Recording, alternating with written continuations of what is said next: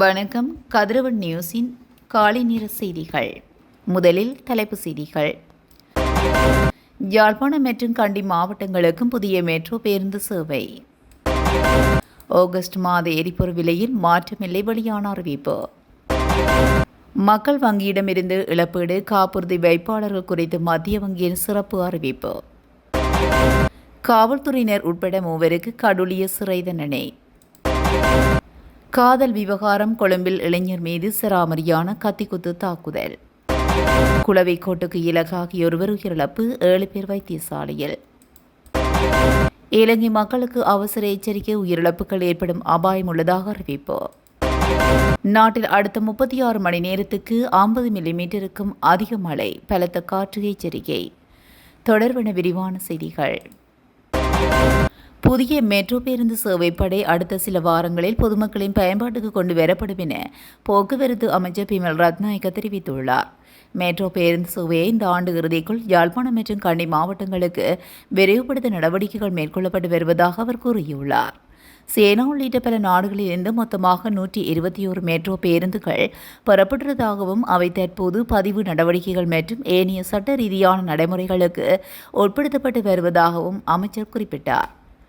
தேவையான பதிவு மற்றும் சட்ட நடவடிக்கைகள் நிறைவடைந்த பின்னர் ஆகஸ்ட் மாத இறுதிக்குள் இந்த பேருந்துகளை பொதுமக்களின் சேவையில் ஈடுபடுத்த எதிர்பார்க்கிறோம் என அமைச்சர் கூறியுள்ளார். ஏற்கனவே மெட்ரோ பேருந்து சேவைக்காக பல புதிய வழித்தடங்கள் அடையாளம் காணப்பட்டுள்ளதாகவும் அவை தொடர்பான அறிவிப்புகள் விரைவில் வெளியிடப்படும் என்றும் அவர் கூறினார். மேலும் ஜப்பானில் இருந்து கூடுதலாக 50 பேருந்துகள் இந்த ஆண்டு இறுதிக்குள் கிடைக்கும் என எதிர்பார்க்கப்படுவதாகவும் இதன் மூலமாக கொழும்பை தாண்டி ஏனைய பகுதிகளுக்கும் மெட்ரோ சேவையை விரிவுபடுத்த முடியும் என்றும் அமைச்சர் தெரிவித்தார். எதிர்கால மெட்ரோ பேருந்துகளில் பயணிகளுக்கான தகவல்கள் சிங்களம், தமிழ் மற்றும் ஆங்கிலம் ஆகிய 3 மொழிகளிலும் வழங்கப்படும் எனவும் 2030ஆம் ஆண்டுக்குள் மெட்ரோ பேருந்து படையை 500க்கும் அதிகமாக அதிகரிப்பதே அரசாங்கத்தின் இலக்கு எனவும் அமைச்சர் மேலும் தெரிவித்துள்ளார். இலங்கையில் மேற்கொள்ளப்படும் மாதாந்த எரிபொருள் விலை திருத்தத்துக்கு அமைய ஆகஸ்ட் மாதத்தில் எரிபொருள் விலையில் எவ்வித மாற்றமும் மேற்கொள்ளப்பட மாட்டாது என இலங்கை பெட்ரோலிய கூட்டுத்தாபனம் தெரிவித்துள்ளது. நேற்று நடைபெற்ற விசேட செய்தியாளர் சந்திப்பில் கலந்து கொண்டு கருத்து தெரிவிக்கும் போதே கூட்டுத்தாபனத்தின் தலைவர் ஜேடி ராஜகருணா இதனை குறிப்பிட்டார். இதற்கமைய ஆக்டேன் 92 ரக பெட்ரோல் லிட்டர் ஒன்றின் விலை 414 ரூபாய் என்ற நிலையிலேயே தொடர்ந்தும் நிலவும் என குறிப்பிட்டார்.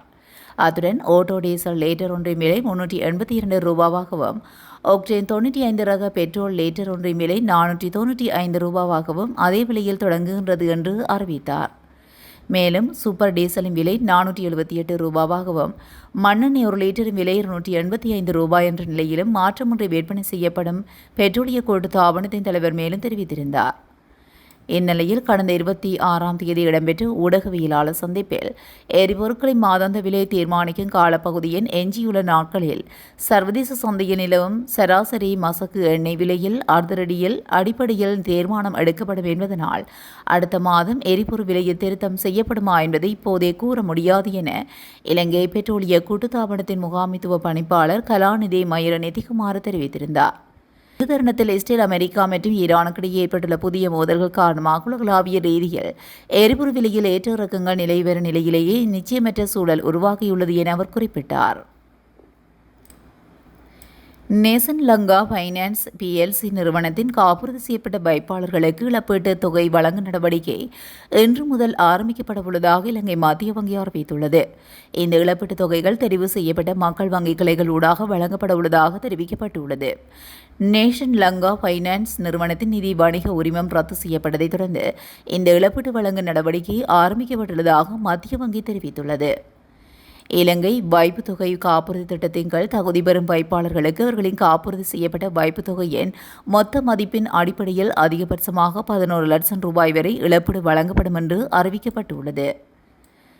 மேலும் இழப்பீட்டுத் தொகை ஏற்கனவே உள்ள மக்கள் வங்கி கணக்குகளில் வரவு வைக்கப்படவோ, புதிதாக திறக்கப்படும் கணக்குகள் ஊடாகவோ அல்லது வங்கி கவுண்டர் மூலமாகவோ பணமாகவோ வழங்கப்படும். எனவே காப்புறுதி செய்யப்பட்ட வைப்பாளர்கள் மற்றும் சட்டப்பூர்வ உரிமையாளர்கள் 2032 ஜூலை 2ஆம் தேதி வரை இழப்பீட்டுக்கான விண்ணப்பங்களை சமர்ப்பிக்க முடியும் எனவும் தெரிவிக்கப்பட்டுள்ளது. ஏற்கனவே மக்கள் வங்கியின் கணக்கு வைத்திருப்பதுடன் நேஷன் லங்கா ஃபைனான்ஸ் நிறுவனத்தின் மொத்த வைப்புத் தொகை 5000 ரூபாய்க்கு குறைவாக உள்ள வைப்பாளர்கள் பூர்த்தி செய்யப்பட்ட விண்ணப்ப படிவங்களையும் தேவையான ஆவணங்களையும் மின்னணு முறையில் மக்கள் வங்கிக்கு சமர்ப்பிக்க வேண்டும் என அறிவிக்கப்பட்டுள்ளது.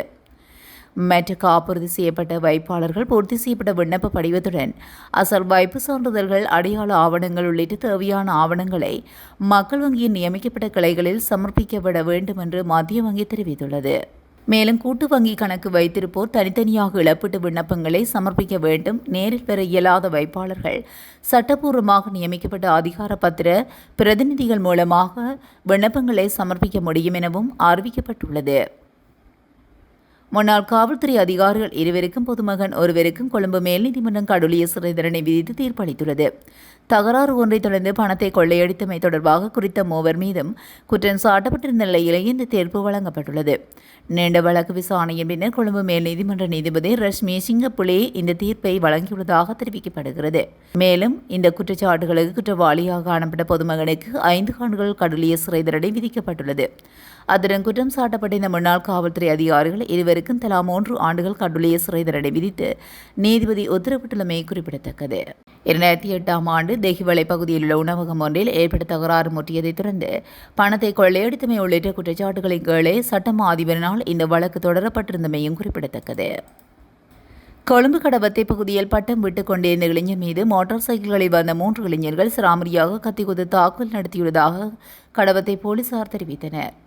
கொழும்பு கடவத்தை பகுதியினை சேர்ந்த 17 வயது இளைஞரை இவ்வாறு காயமடைந்துள்ளார். இதன்போது களத்தில் பலத்த கத்திக்குத்து காயத்துடன் இருந்த இளைஞரை அப்பகுதியில் இருந்து மக்கள் விட்டு மீட்டு ராகம வைத்தியசாலையில் அனுமதித்த நிலையில் தற்போது சிகிச்சை பெற்று வருவதாக போலீசார் கூறியுள்ளனர். குறித்த இளைஞர் தனது வீட்டின் பின்புறமுள்ள நெல் வயலில் பட்டம் விட்டுக் கொண்டிருந்த போதே தாக்கப்பட்டுள்ளார். கத்திக்குத்து நடத்தியதாக சந்தேகப்படும் இளைஞரையும் அவருடன் வந்த மேலும் 2 இளைஞர்களையும் கடவத்தை போலீசார் கைது செய்துள்ளனர். இதனையடுத்து முன்னெடுக்கப்பட்ட விசாரணையில் இந்த சம்பவம் காதல் விவகாரத்தினால் இடம்பெற்றதாக போலீசார் தெரிவித்துள்ளனர்.